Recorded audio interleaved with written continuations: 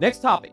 Jimmy Johnson retires from Fox Sports after 31 years. Isaiah, what do you think about that? It was a milestone, man. Jimmy Johnson, had a luxurious career, man, in football and then as an analyst, from college into, NFL. Man, he just had a green life, man. He put some sprinkles on it, man. This guy had a beautiful life, man, from what I could see.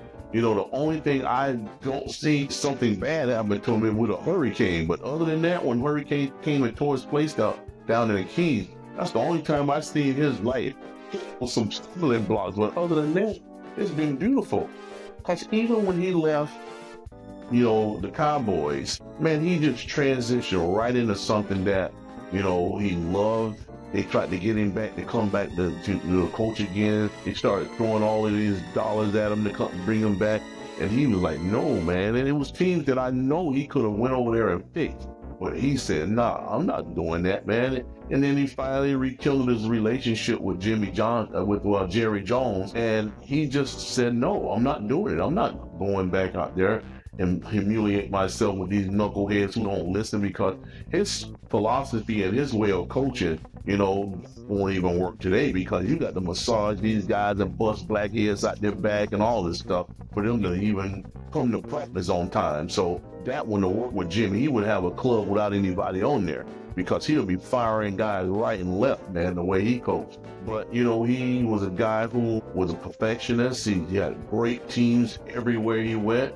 All the players loved him. He was that father figure that everybody cared for, man. And then to see him go inside the Coaching Hall of Fame, man, and then they, greeted him and showed him, this is your yellow jacket, and to see how emotional he was, man. And then the playmaker came in there to congratulate him with all that tar in his head. And man, it was beautiful to watch. This guy, go into the Hall of Fame and give his speech. It was nice, man. Now, I don't know who's going to replace him, because they got so much charisma on, air, man. And I wonder who's going to take his place. Brown, Michael Strahan, Terry Bradshaw is on there. Up over there. Howie Long, and for my heart, man, I love me some Howie Long. Howie Long is class personified, beyond a doubt. Here's Jimmy Johnson's career highlights and accomplishments. And man, as you just said, it is amazing what this man has done in the sport of football. Two-time Super Bowl champion, AP Coach of the Year in the NFL in 1990.